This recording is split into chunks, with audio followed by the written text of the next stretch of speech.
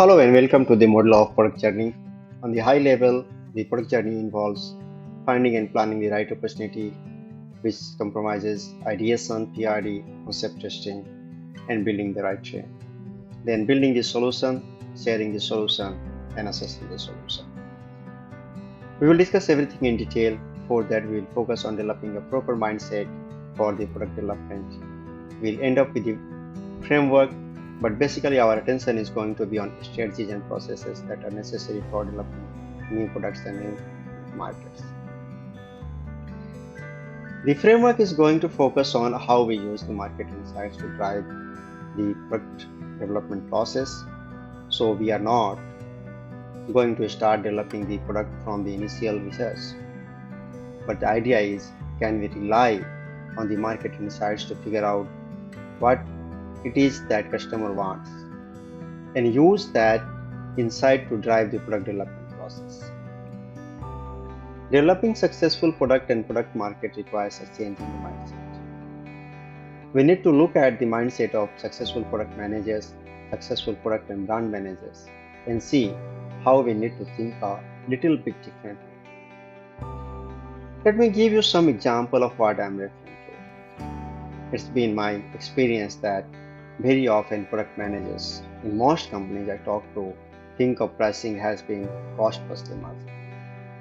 They try to figure out some ways to keep the cost structure down, therefore we can keep our prices down, and lower the prices are going to give us competitive edge in the marketplace. This is not the right approach to take because value is important. It is not the cost of producing a product or service. What is important is the perceived value that the consumer is getting. And so that's one of the things I would like to stress upon. Let's focus on the value or not on the cost and price because customer is paying for the value.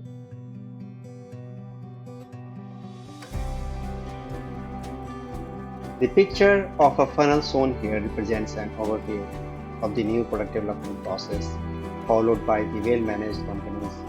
The full process involves the elimination of most of the possibilities through the concept testing and development during the design stage until we have the final offering which needs to be tested through pre-test marketing systems and test marketing during the test stage.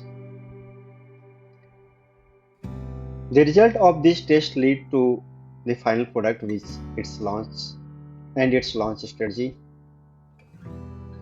As we will see later, depending upon the context, a company may or may not follow all the stages in the process.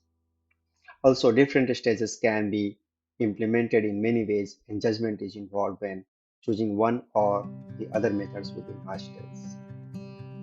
This approach to a new product development is essentially a design thinking approach, where we start with customer needs at the fuzzy front end of the product development process and end with the final solution for the launch. There are different ways to start the new product development process. As the name suggests, the process can start with an idea or the market opportunity. Commonly, one starts with an idea. Let us focus, or let us say that you have an idea for a new offering. The idea can come from one or more or many different sources. For example,